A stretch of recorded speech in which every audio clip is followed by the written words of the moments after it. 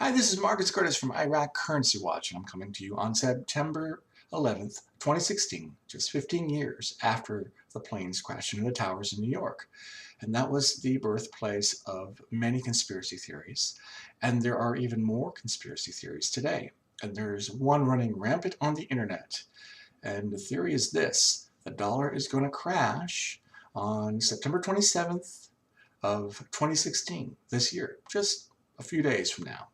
Now, I just want to go on record of saying that's completely bogus. It's completely wrong. Don't fall for that.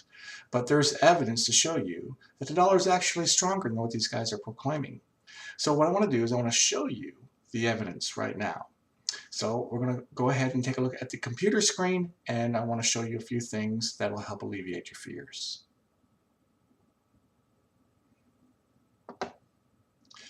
Okay, so let's begin by opening up Google. And Google opens up, and in the search engine we're going to type in dollar crash,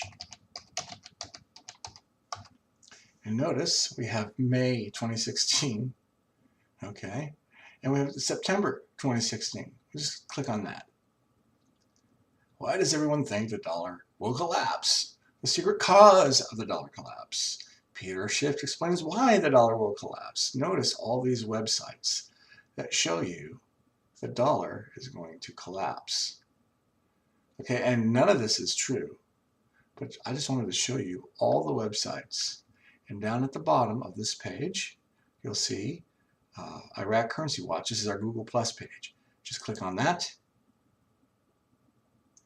and then you'll see our page. Just go ahead and click on the article, and here we go. This is a podcast that we did, and it explains why the dollar will not crash. And then we have supporting links underneath, and then we have a comment section that if you disagree or if you have evidence that I'm unaware of, you can please come and fill out a comment. I would love to talk to you about this. Okay, so what most people don't know is that the dollar is backed by gold. So we'll just click on one of these links now, and we'll break down gold for you.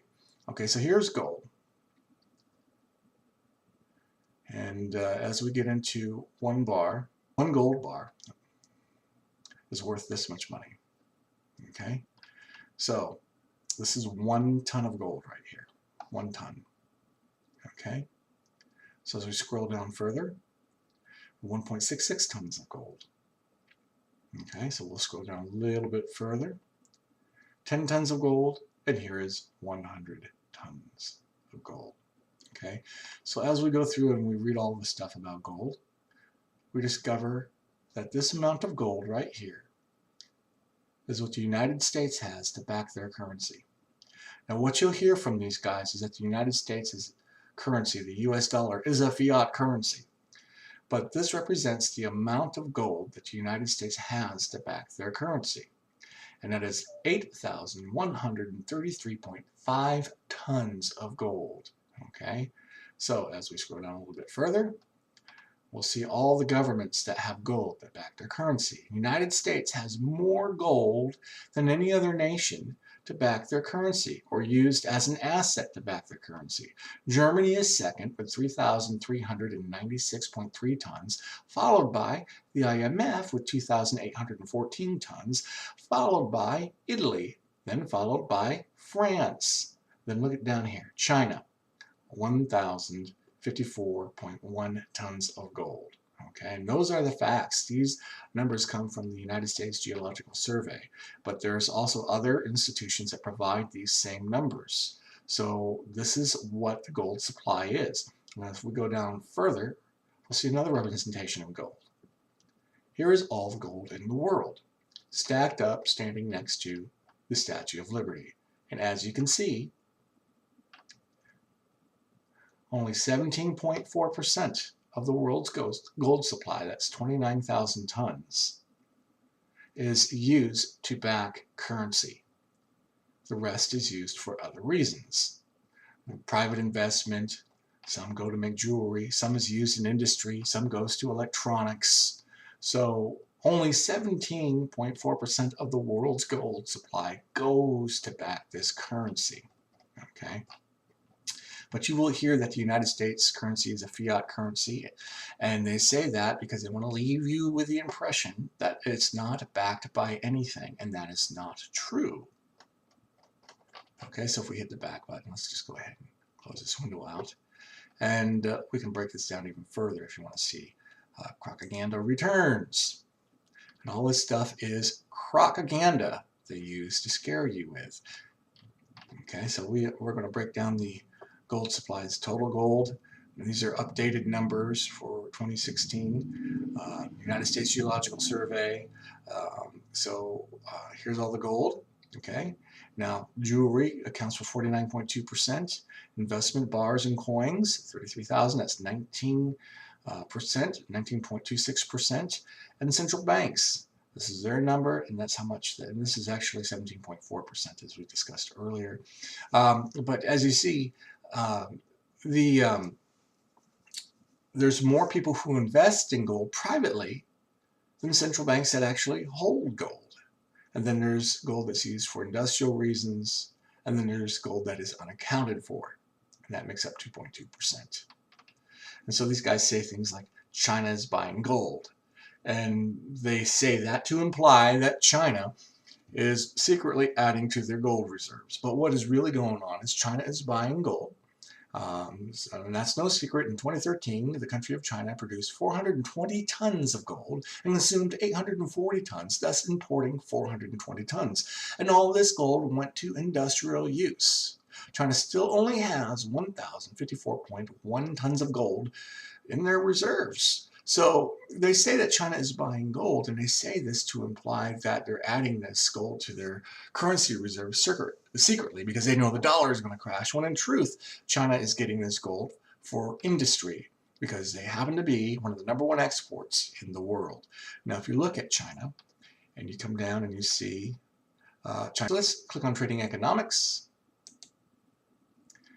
You can see that China has over 148 trillion units of currency. Now, the units is known as renminbi or yuan, but they have 148 trillion currency units out there. Now, compare that to America's M2, which is only about 12 trillion. So China has a lot more currency in circulation, and some of the conspiracy theories say that China would use their currency as the new reserve currency. But their currency is so watered down, and it's backed by US dollars, and just about 2% of it is gold. Okay, so to say that the dollar has no assets is completely wrong. But they don't say the dollar has no assets. Instead, they lead you to that conclusion by saying the dollar is a fiat currency. Okay, so you can go to Iraq Currency Watch, you can click on these things, and you can put your fears to rest. Okay, so let's go up. Let's get back from this. Go to the September dollar crash. So just listen to the podcast and listen to the things that are pointed out in the podcast, and you'll see that this whole thing is hype. Okay, and we've produced another post. Let's click on this, and this was released on September 7th, and basically this attacks the 27 September crash head on. And this tells you everything, what their case is. This is what they claim. And you can read through and see what their case is and why they say the dollar is going to crash. Then I provide a conclusion here, and then I begin to debunk it. And as we get through and we debunk this stuff, you're going to begin to see a motive. And I know it's long. And then we go ahead and we set the facts straight. These are things that they take out of context, things that they make up, so that they can tell you that the dollar is going to crash. Okay, so look at this. These are countries that use the dollar as their official currency. Okay, so we have the United States, #1, Commonwealth of Puerto Rico, Ecuador, El Salvador, Zimbabwe, Guam, and the list goes on. These are all countries that use the dollar exclusively. This doesn't even cover countries that have a quasi use of the dollar. In other words, they use the dollar along with their own currency. Of course, Canada and Mexico do this, but there are other countries as well, the Bahamas, Barbados, Bermuda, Cayman Islands. There's a list of countries that do that as well. So the bottom line is the dollar is pretty strong right now, and if it were to crash in one night, like these people claim, all of these countries would be out of luck. You think all these countries that don't have their own currency would stop using the dollar overnight? And what it would take for the dollar to crash is that all of these countries would have to stop using the dollar in order for it to crash. I can tell you that's not going to happen. And you can look at their population and their gross domestic product, and you can look at the numbers and run the numbers, and you can understand that the dollar is used overseas so much that 2/3 of the United States currency supply is actually sitting outside of its borders. But we cover all of this stuff in greater detail in the articles and in the podcasts. So if you want to debunk the dollar crash of September 27th, go to Iraq Currency Watch and then click on the home page. And when you get to the home page, it will load, and the first thing you will see is the Dollar Crash podcast, and underneath that is the truth about the coming dollar crash on September 27th. And read through this whole thing, and you'll understand why this whole thing is false, who's behind it, what their motives are, and why they want to scare you half to death. And if you click on the truth about the coming dollar crash and scroll down, you'll see that there is a discussion going on in the comment section. And here's where we will engage and answer your questions. So if you have a comment you want to make, if there's something you don't understand, or if there's something that you believe, come here and make a comment, and we will address it. Okay, that's it for this video, and thank you for watching.